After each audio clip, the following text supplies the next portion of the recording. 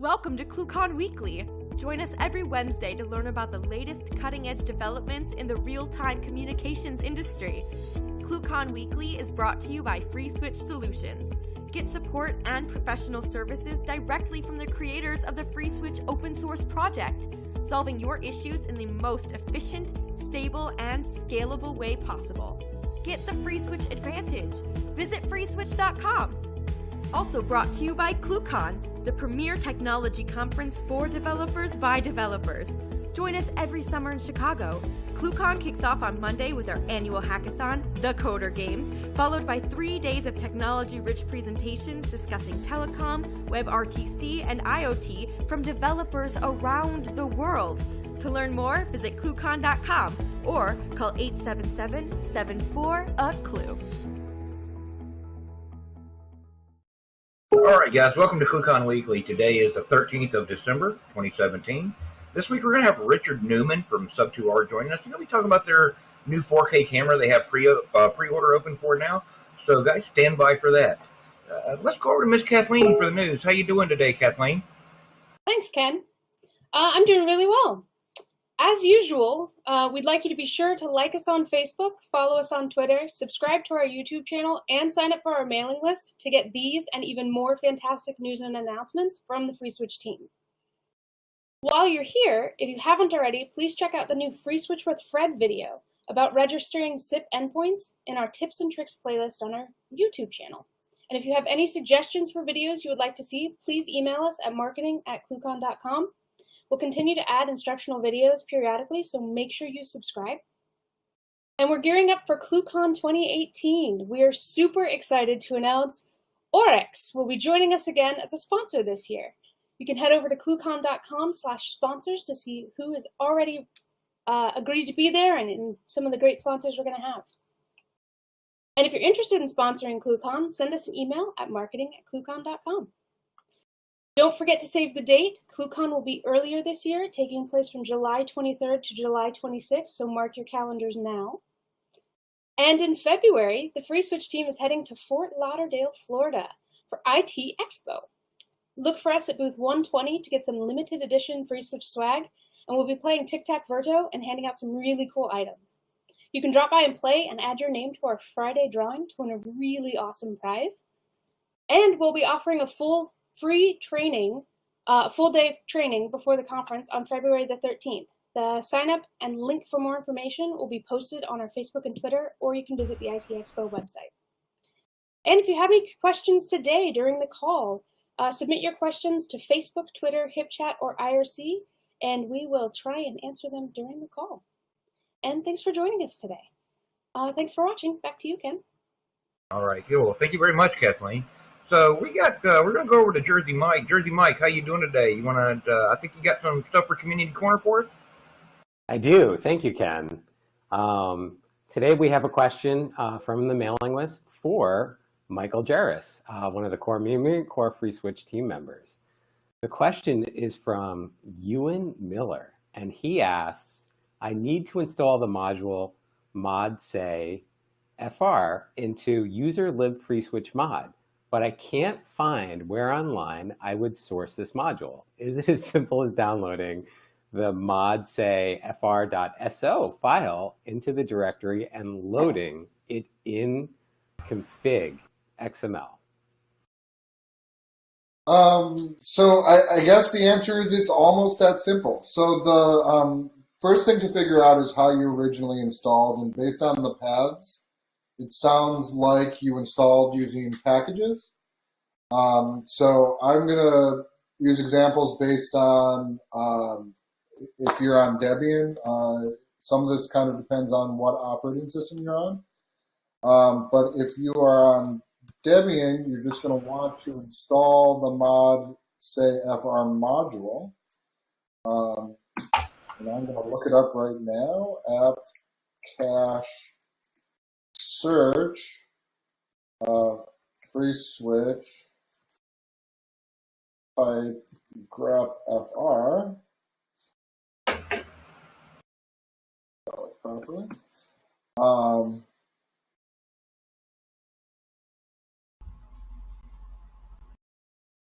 There we go. And it's going to be mod free switch dash mod dash say dash fr. So all you'd have to do is do an apt dash get space install free switch dash mod dash say dash fr. That should install the mod say French module, and then if your free switch is already running, you can just type load mod underscore say underscore fr. But you're also going to probably want to add it to the autoload config modules.com .xml file, so it autoloads there, and that's all you should have to do. If you had built from code, you would have to go back to your original code and uncomment the module from modules.conf and make mod underscore say underscore fr dash install, and that would install. Well, and so for the viewers, there's a whole bunch of languages. What other languages are available? There are. So there are a bunch of language modules. There are less sound prompt sets. So for the language modules themselves, which let you say numbers and things like that, let me just pull up the list right now.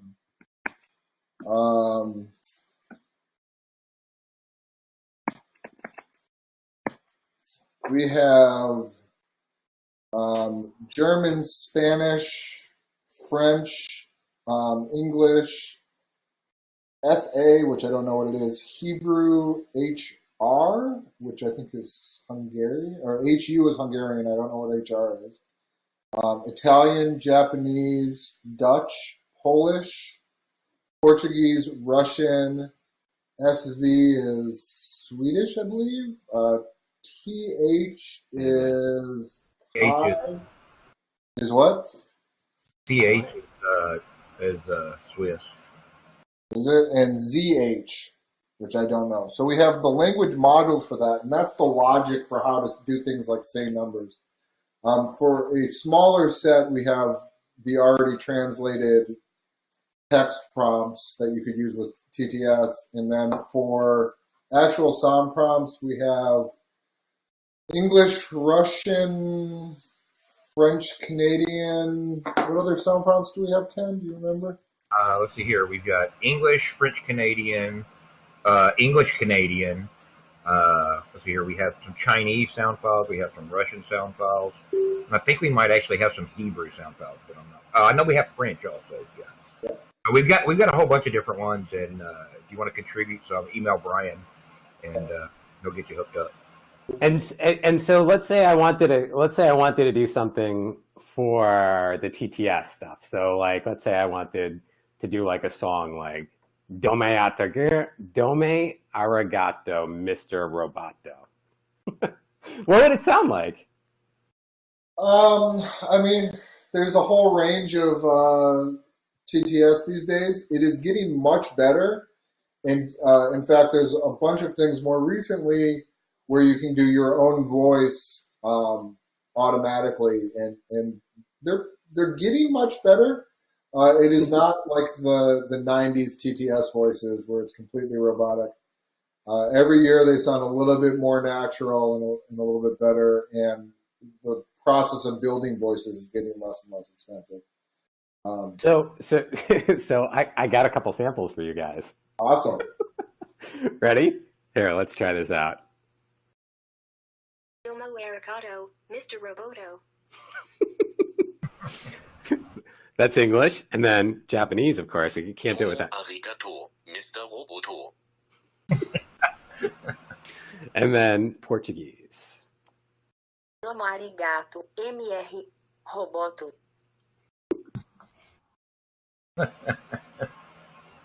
So I'd say that is generally a pretty good representation of the state of TTS these days. Sometimes it's a little bit better than that, but roughly it's very understandable. It's still quite clear that it's text-to-speech. But it'll work in a pinch.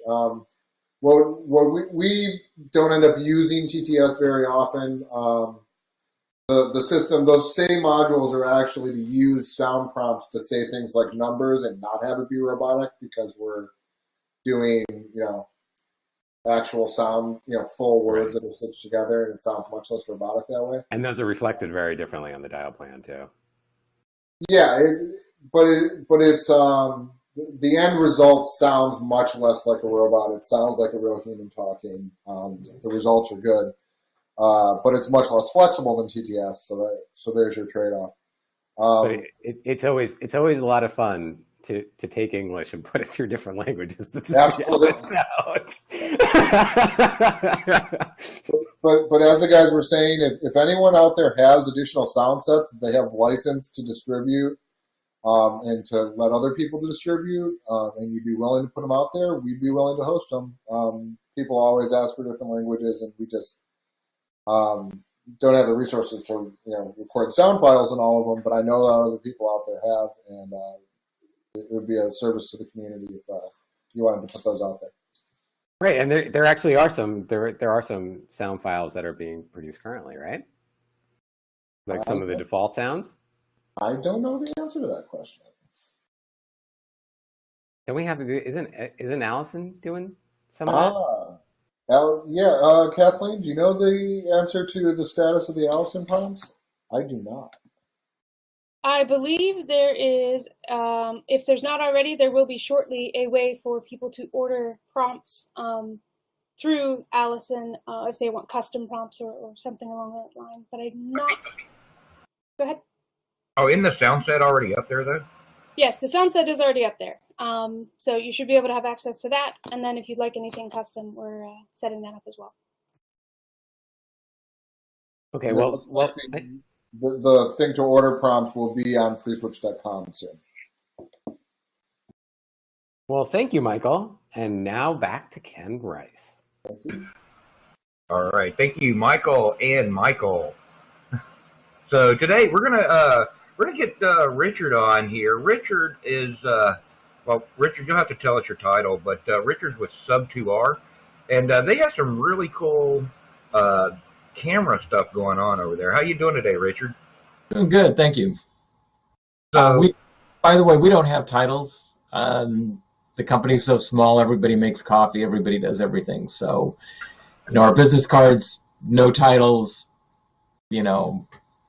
that's how small we are. We just don't think it's necessary. So we're all co-founders. Well, I mean, your original company name was what? 2R1Y, and that was. And remind me if I'm not mistaken, but that was like two Russians and one Yank. Yes, that's the name of the parent company. Yeah. that sounds like the head count too. That was the original team. It was Vonda, Serge, and myself.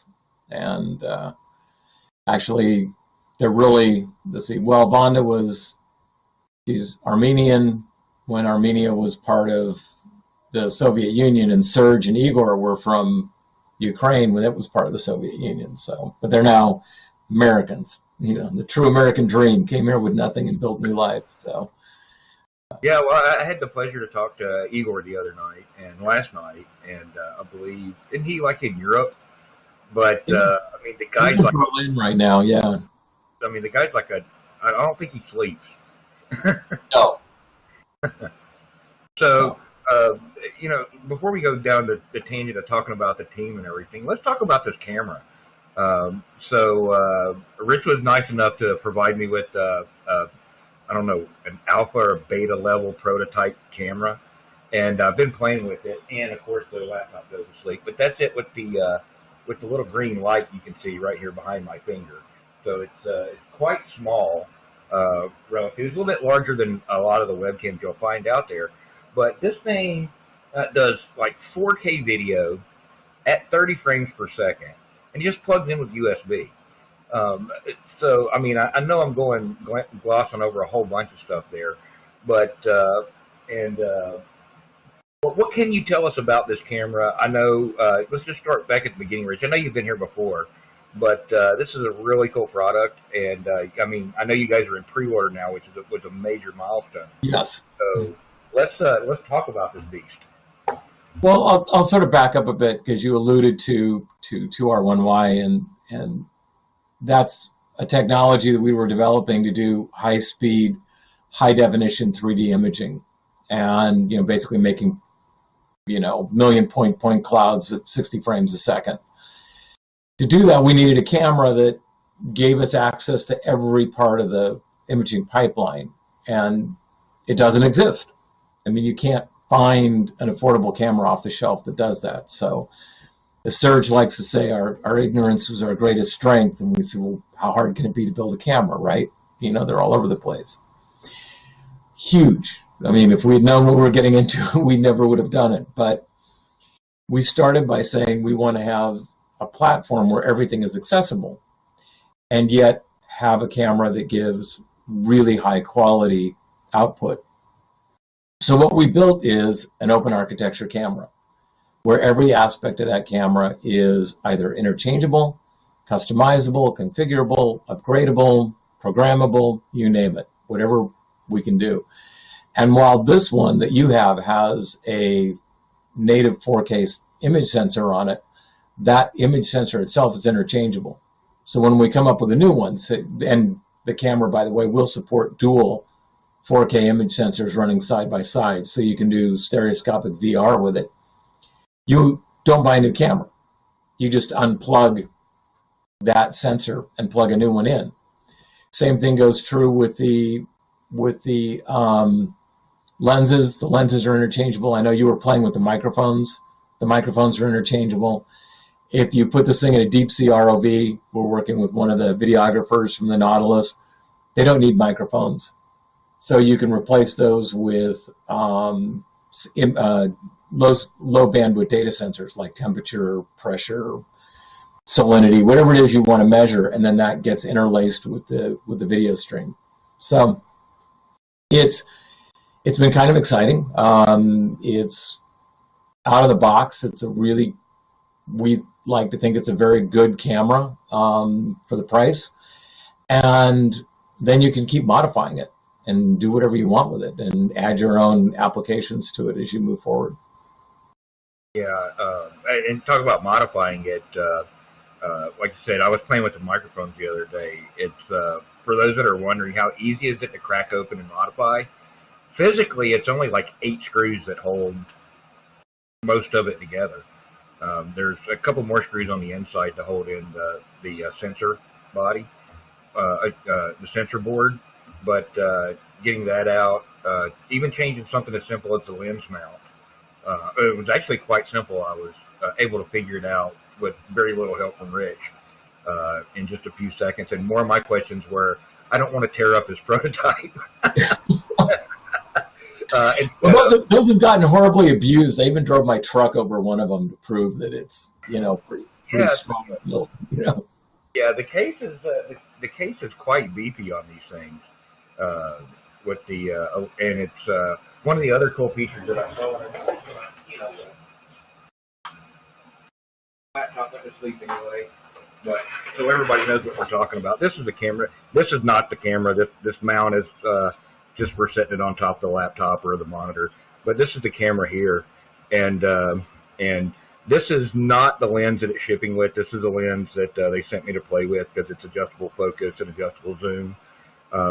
But little screws here in the corner, you pop these out, and this thing comes apart. And then inside of it, there's a whole bunch of fun stuff like the sensor board, which Rich, that's completely replaceable. Are you guys going to be making more than one sensor board out of the gate, or is it just going to be one standard sensor board you're shipping with? We're starting with the 4K. We've got 2 that are actually in line right behind it that we're developing. One of them is based on the Gen 2 camera that we built, which I should have one sitting here, but I don't. And it's a little 720p camera, but it's a 4-micron pixel. So it's in small sensor size, it's a big pixel, and it's a very high frame rate. And that's kind of the next generation of low light, high speed sensor. Really good reception or sensitivity in the IR bandwidth, which is what we like about it. And then there's another one that's come out that has got on-chip HDR. So it actually streams HDR at 60 frames a second in 1080p. Wow, And beyond that, as I alluded to, we've got the dual sensor, the dual 4K sensor in the works as well. But when you're limited in people and funding, everything is linear. So Right. we said to get the camera out the door first, but we want people to know that you're not, when we come up with a new sensor, you don't throw your investment away. You simply upgrade it like you would a gaming PC. Right. You just swap out the part that you need to upgrade. Yeah. And Even the optics. I mean, we've bolted old Canon glass to this camera. We've also stuck them on telescopes before and used the telescope as an objective lens. So there's a lot of things you can do with the optics on this thing. You can even replace the lens mount with a powered module, a C mount, probably even modify the front plate to hold a 4/3 adapter. I mean, so, that was the idea behind it, is we don't know what you want to do with it, but we're going to give you the ability to play with it. Right. Now, talk about the versatility and the modifiable, the ability to modify the camera. One thing that we could talk about, I guess, is the back plate on this thing. And what I'm showing here on the back plate, which is, we got an Ethernet port, and then we've got a GPIO port over here. This is not what you're actually shipping, though, is it? No, so working across the back, the GPIO port gives you direct access to the image sensor. So that bypasses everything inside the camera and gets you straight to the chip. So if you're doing sync, if you're doing strobe, if you want to do power functions, you've got direct access to the sensor, which is important if you want to do like a 360-degree event where all the cameras have to run simultaneously. You can drive them off of one gen lock. Also inside the camera is a JTAG connector for programming and debugging the FPGA. Both of those are now going to come to the back plate as a 2x8 ribbon connector, so that you can have full access to the FPGA for programming without cracking the case. And the same thing goes true. It's just easier to access the GPIO pins when you're dealing with a simple plug-in ribbon type connector. The Gig E port, we decided to ditch that, and we're replacing it with a network SFP Plus module cage. You can now then pick what kind of secondary output you want. If you want Gig E IP, if you want HDMI, if you want SDI, LTE, optical, all of those are just now available by plugging in a module on the back side of the camera. Right. And so I caught that right. It's just a standard SFP Plus. So for the guys that are watching, they're more familiar with networking equipment. This is the same kind of thing you might see in a switch or a router for changing out the physical layer 2 interface for their network connection, right? Yeah, that's it. If you give me a second, I'll show you one. Hang on a second. I should have had it ready. I'm sorry. Oh, no, that's okay. Yeah. I usually have my show and tell stuff all set up, and I apologize for not being ready. There we go. So, I don't know how well you'll see this. This is your typical module. You've seen these. That looks like That's an SDI. right. Yep. And then this cage is going to replace the Gig E port on the back of the camera. Now, if you want SDI, you just plug it in. If you want HDMI, same thing. This is a micro HDMI connector. That just plugs into the back of the camera. Same thing, I got the same thing, it's an optical connector. One of the companies that we're dealing with makes these in ways that allow you to do, they've got onboard different compression algorithms built into the modules. Nice. A lot of them are bidirectional, so that you can control the camera remotely from whatever access point you connect via the module. The idea behind that is we then only have to support one video format inside the camera and let the module do the translation to whatever anybody needs downstream. Right. So you can run it more of a raw mode completely inside the camera. And then if I wanted to do more, that's going to be dependent on my SFP Plus module supporting, say, H.264 or whatever. Correct. Yeah. Now, on this one, and I'm this camera, and I'm going to assume you guys are going to keep that. It's got a standard USB-C, Type C, USB 3.1 port on it, and that does, and you can power the camera from that if you actually have a USB-C port that will provide ample power. I can attest to that. Else you have to use external power on that. You guys are keeping that, and it's going to be primarily probably what more people use to get video out than anything? That's your primary source. You know, your primary connectivity is USB-C. And the auxiliary power is exactly that. Some computers can handle it and some can't. Because we also have a onboard PTO for 2.5 and 5 volts of isolated power to drive whatever you want on there. We don't know what else you may be powering, you know, and so we wanted to make sure there was the ability to take that power in. You might be using power over Ethernet, in which case you get a pigtail, comes off your Ethernet cable and goes to the power. If you're running it battery, then you can run auxiliary battery power. So giving you as many options as we could on how to manage the power and to the camera itself. Yeah, that's super cool. Now, one thing that I did notice, and you haven't talked about this yet, is just the camera board that's in this thing actually has what looks like a GPIO header on it. So there are, on this one, I believe there's 20 pins of user configurable I/O. Mm-hmm. So again, we didn't know what you were going to do with it. If you wanted to put powered optics on there, then you need a way to drive those and control them. And so you can do that via the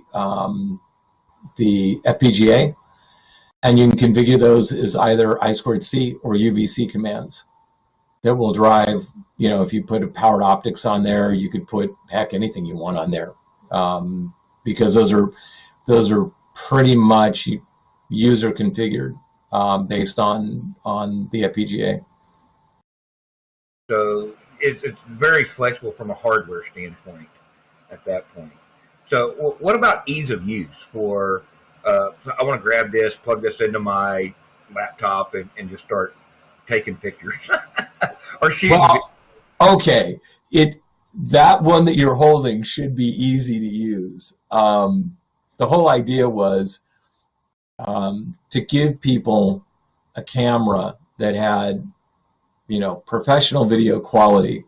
And by that I mean broadcast quality, talking about a platform such as this, that was almost as easy to use as a webcam. And yet, if you want to get deeper below that and into more sophisticated aspects of dialing in the image or actually configuring the camera, then those were also available to you. We're working on making it more stable, more easy to use. Igor, as you mentioned, he's doing all the UI. So we sort of run the gamut, like take auto functions, for instance. Auto exposure is something that when you click it on, it should just settle at some level, right? Right. But depending upon your specific environment, you may want that auto exposure to set at a different level than the camera's been preset for. You may want it to sample at different rates. You know, if you come in and out of it really quickly, if the light conditions are changing a lot, you don't want the auto function to be bouncing all over the place. And you want a tolerance. You can set the tolerance. So, you know, hey, how often, you know, how much does it have to fall out of range before I go looking to change it again? All of these things are variables, which in normal cameras, you know, I'm talking consumer grade cameras, are all locked in place. So while we'll ship the camera with what we think is a good idea for those values, we're also giving you the tools for you to set those values and for you to memorize those values, being save the configuration. So you can say, when I'm in this room, in this environment, I want to use my lab configuration. When I'm in this room, my dining room, I want to use my dining room configuration. So you can save the configurations and bring those up depending upon the situation you get into. Cool. But now, as far as the interface to the computer, this just uses a standard off-the-shelf UVC type webcam interface, like everything else under the sun when you're plugged in with USB, right? So for standard controls, it's all UVC. And as we go forward, I know you can create custom UVCs, and we're going to be pushing more along that line. It's easier for people to use the camera when all the controls are UVC available. For the more sophisticated ones, we have our own control center utility, and that allows you to do what I'm doing, things like I'm doing right now, which is color substitution. And that's where we have the programming information for being able to get down into the chip level registers. Now, since you brought up color substitution here, obviously the green that you've got there is not your standard background color there. So no, I'm sitting in front of a 99-cent paper tablecloth I stapled to the wall. Okay, so with that paper table, with that tablecloth there, and then actually doing that green replacement like you're doing there, why would somebody want to do that in the camera? Well, a couple reasons. One,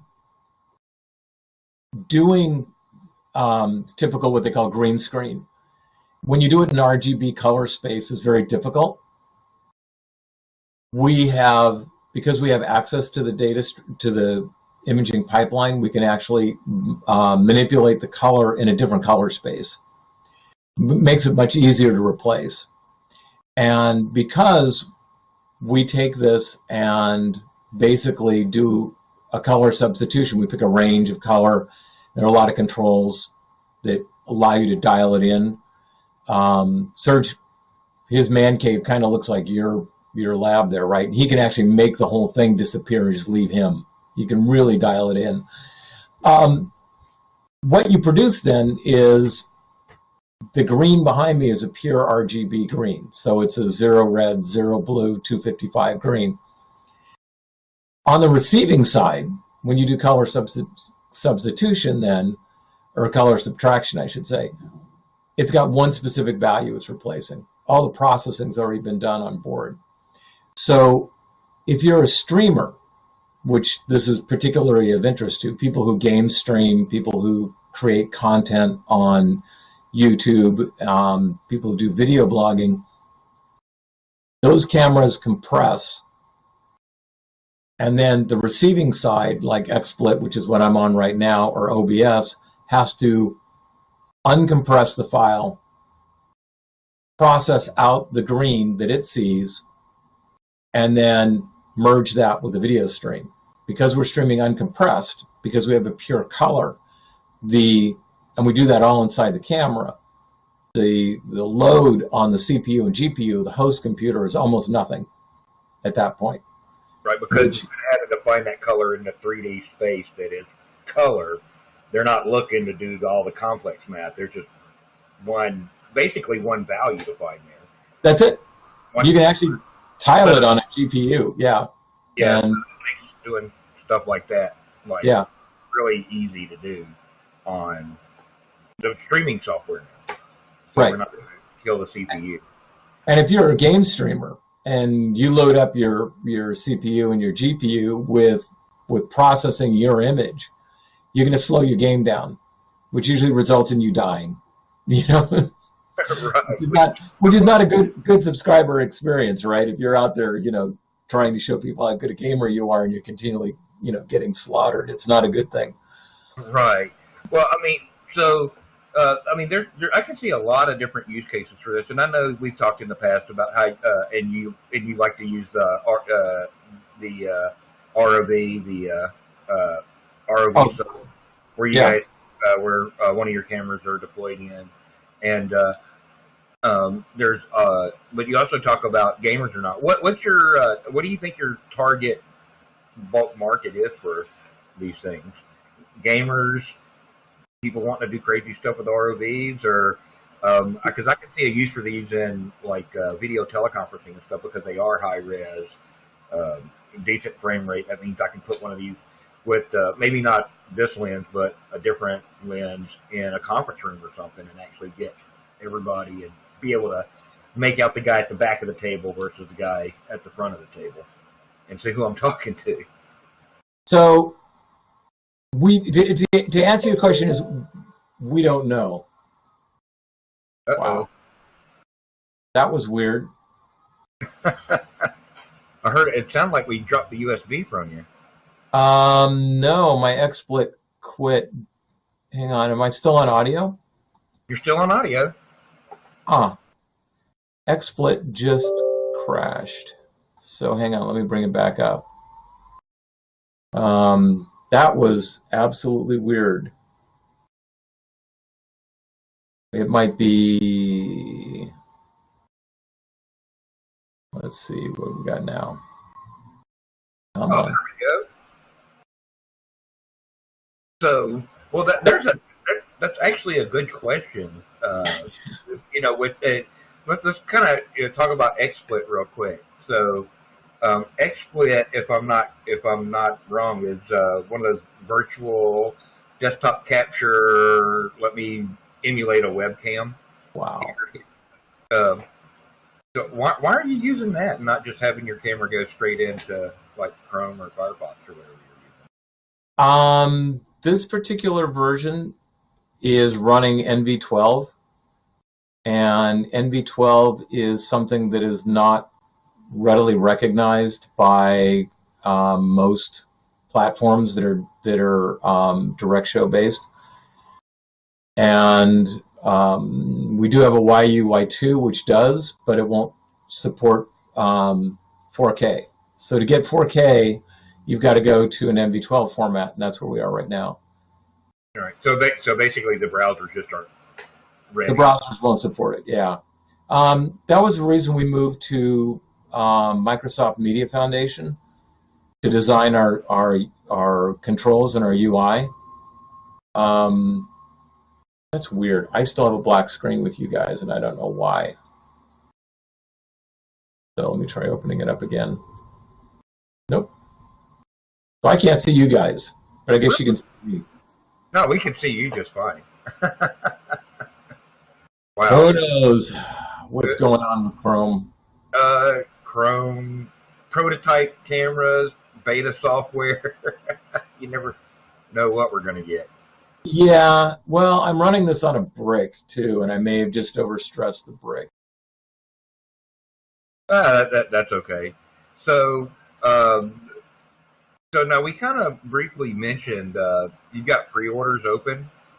Are you still with us, Rich, or did we lose you? Oh, I think we just lost Rich. Oh, now he's back. There we go. Oh, okay, I see what happened. All right, so, all right. So, yeah, so one of the problems we have when we found everybody was going, oh, yeah, I want 4K, I want 4K. I was like, okay, great. Now let's find something that will view and display 4K and record 4K. And the problem we ran into is that there's not a lot of software out there that will actually handle a true 4K image. And so we found the format NV12, which is supported by Microsoft Camera on Windows 10, and that's the only platform we found that's actually able to display and record 4K at 30 frames a second. So while other platforms claim they can do it, they're not. Not yet. Well, I mean, I think you guys kind of figured out the same thing with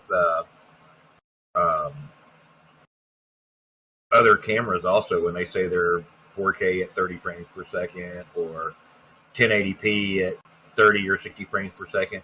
They're not necessarily really running at that frame rate. So we found a thing called SUB2r, which we love in the marketplace, right? And one of the things we do is if we say that we're going to stream you at 60 frames a second, we actually do 60 frames a second. And we thought, okay, how do we prove this? Because we know that a lot of cameras out there don't. So we went out and bought a 1960s millisecond scientific clock off eBay for like $14. And if you film that clock and you play it back, our camera will show you every 16.6 milliseconds you have a unique frame, and that hand on the clock moves around. For the, shall we say, the other consumer grade clocks or cameras, they will sacrifice frame rate for exposure and image quality, which, while that may be acceptable to some people, if you're streaming a game or you're going to edit the video later, makes a huge difference, because random frame rates is not what you need when you're editing video. And you can see it. And oftentimes what they'll do is they will, if they can't process the incoming frame fast enough, they will simply send you the last processed frame. So while they do technically send you 60 frames a second, it's not 60 unique frames a second, which is why we've started to use UFPS for unique frames per second. And so we will, if we tell you we do 30 frames a second, we'll prove you we're doing 30 frames a second. If we do 60, we'll prove to you we're going to give you exactly 60 frames a second.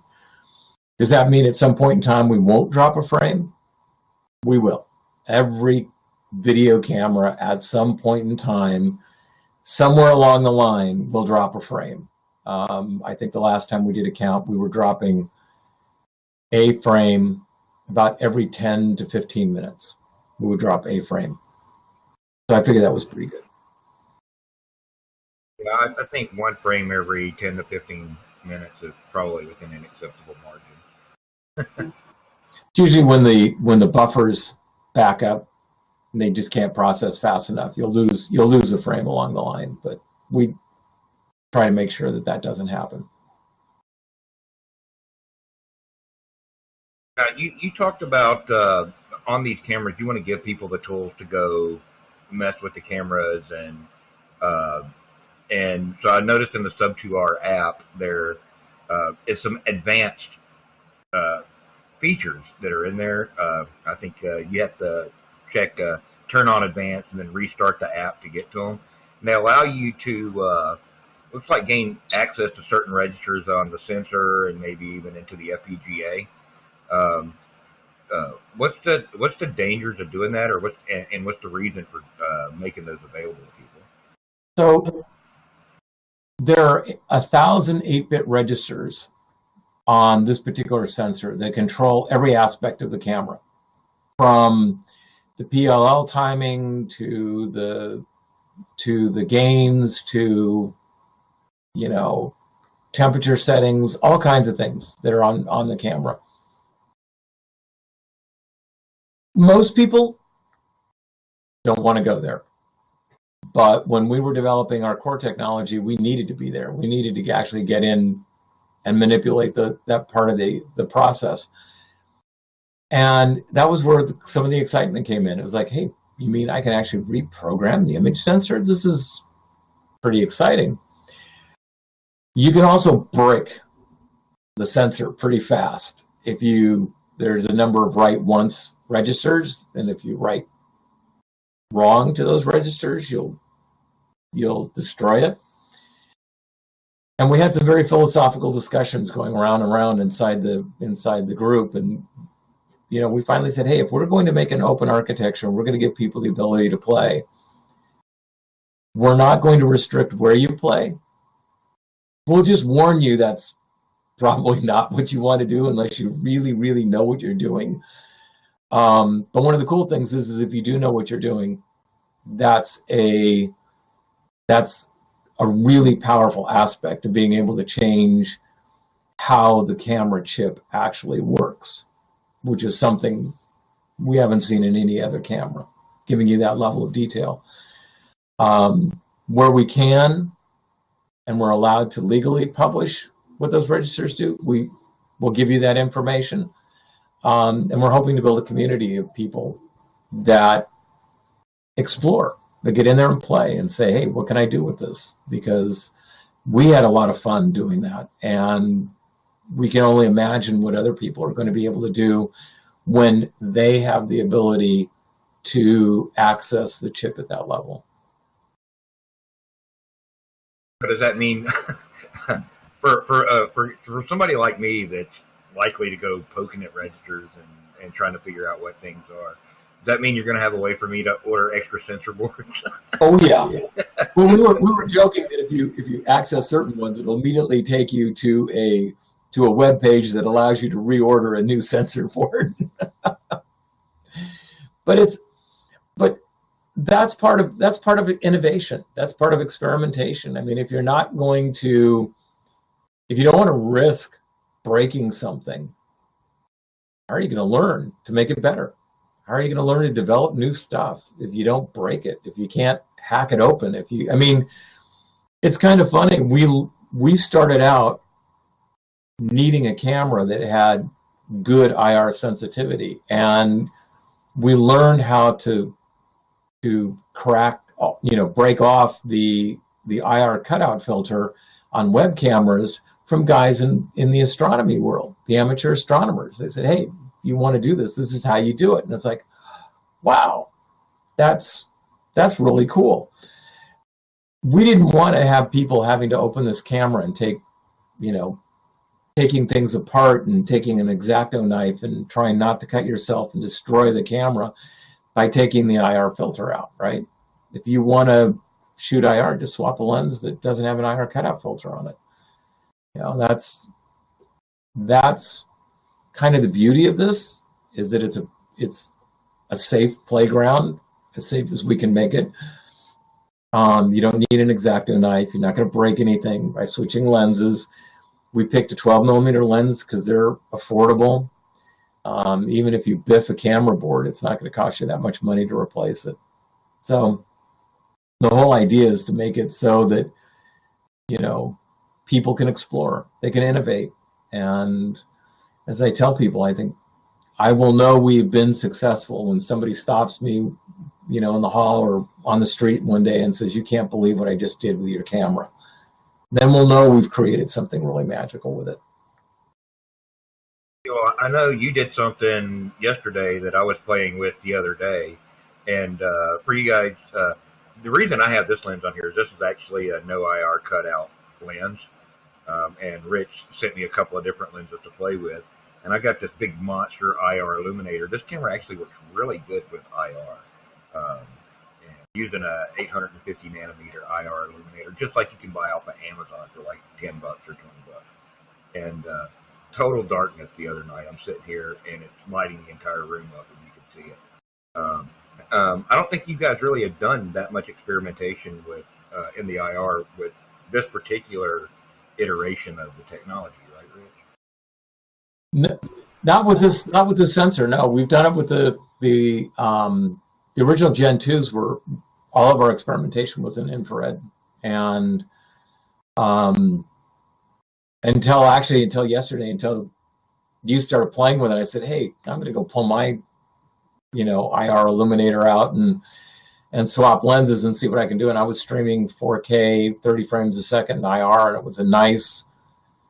This sensor has surprisingly good sensitivity to IR and gave a nice deep grayscale.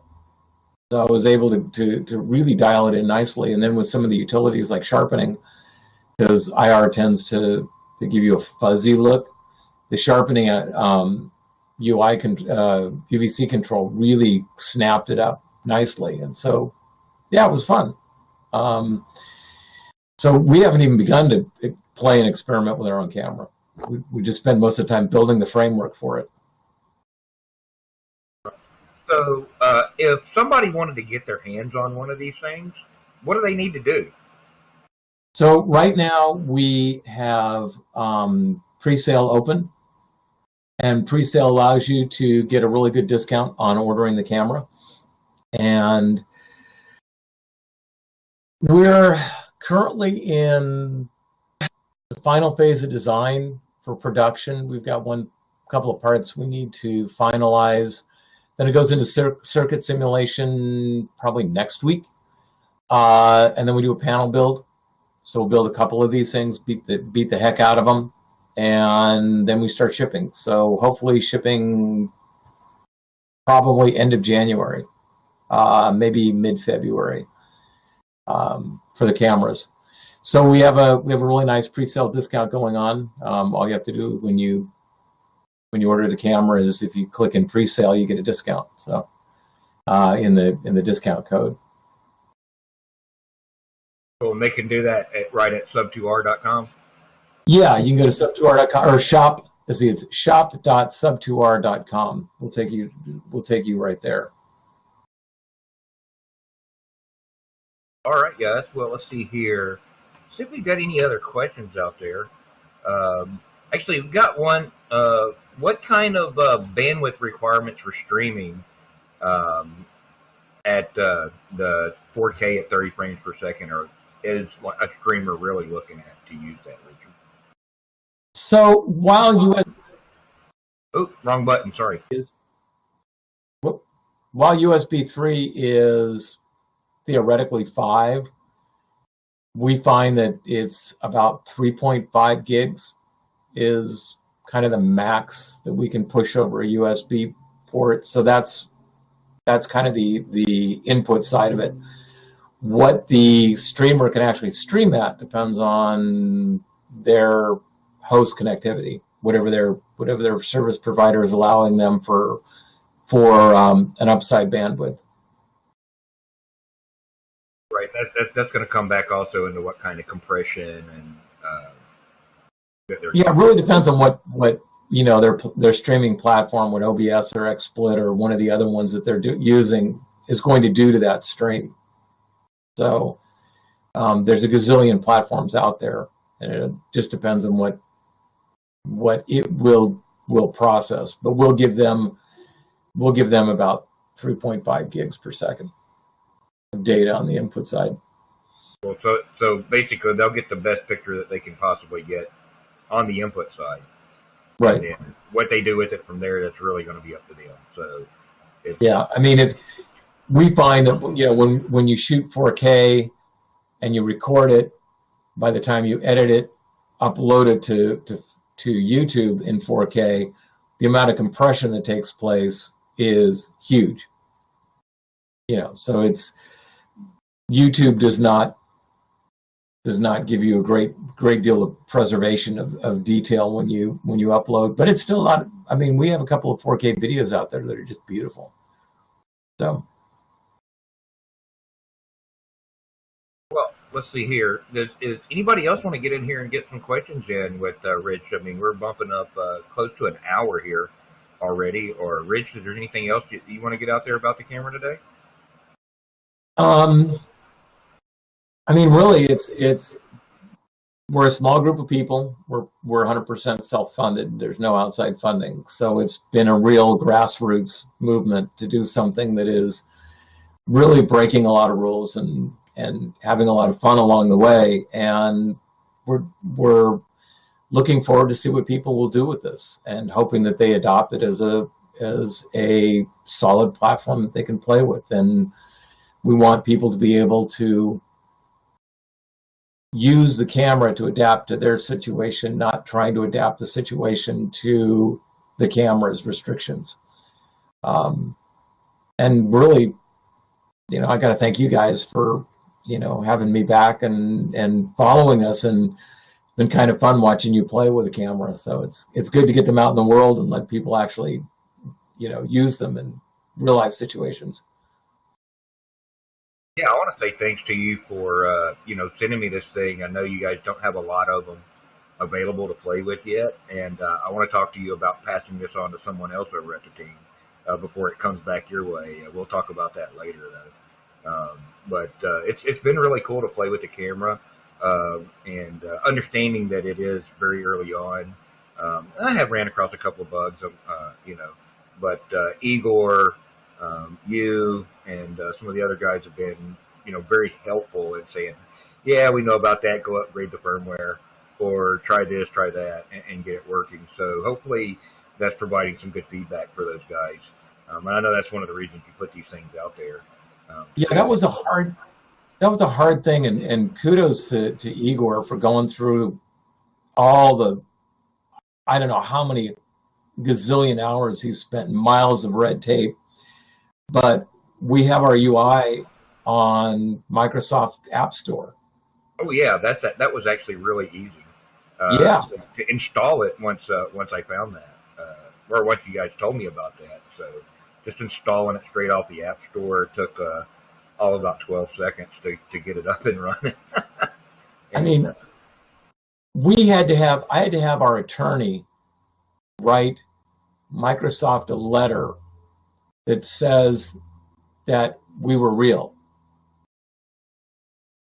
I mean, that was one of the things they needed. It's like, okay, get a registered attorney, that we can go verify, and have them write us a letter that says you're a real company, you're real people, you really exist and do this.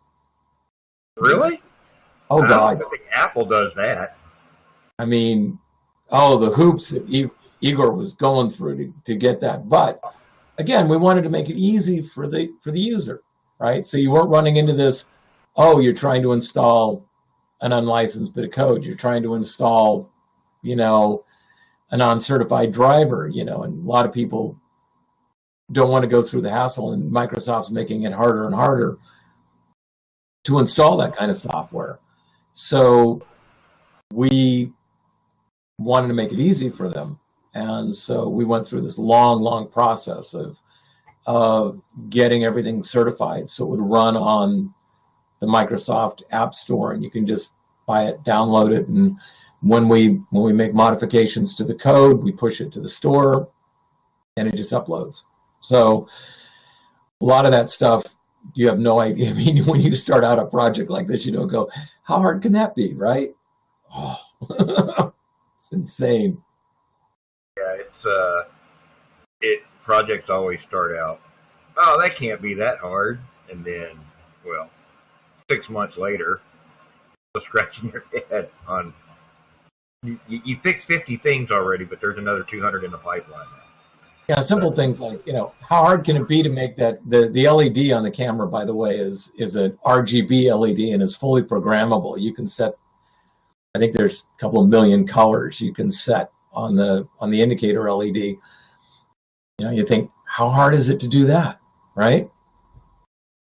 That was a couple of weeks of development just to be able to write the UI and get the LED to change color.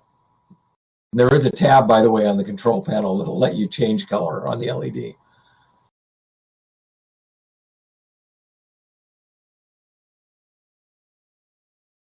Yeah, no, that's in fact that's actually in the.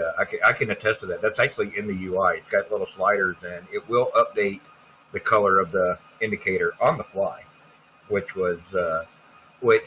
for most people, a green indicator, hey, the camera's on, is probably pretty cool. But for other things, if you're doing multi-camera, you could say it could be yellow for yes, it's on, but it's not necessarily recording, and then green or red.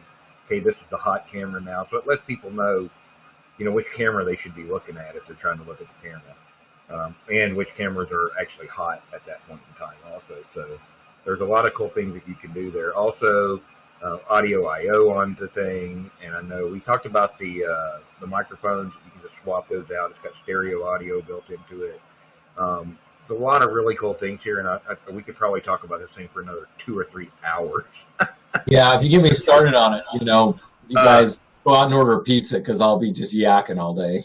Oh yeah, no, they're super cool. So if you guys want to check out Rich more and check out more about the camera, go order one. check out SUB2r.com. I can't say enough good stuff about Rich, Igor, and everybody else on the team over there. Sorry, guys, I know I'm leaving a couple of people out. But they've been really helpful on me getting this thing up and running. And like I said, they were nice enough to send me one. Really cool camera. Go check them out. We'll see. I know there's. I know I've got to go. I've got to go order my own now, and plus some extra toys from on there. So get what you need, guys. Go check them out while you still can. Like you said, the pre-order is not going to last much longer, it doesn't look like, so go do that. Anyway, thanks again, Rich, for joining us today, and hang out for a few minutes, and we'll go there. But next week, let's see here, I believe we're going to have Miss Abby Minasali going to be joining us next week. She's going to be talking about some of the stuff that she does for freeswitch.org and the blog postings and that kind of thing. So you come back and join us then. We'll see you next week. Have a great week, guys. You've been watching ClueCon Weekly. Tune in every Wednesday at 12 p.m. Central. Keep up with the latest happenings by subscribing to our YouTube channel, follow us on Facebook and Twitter, or visit us at freeswitch.com.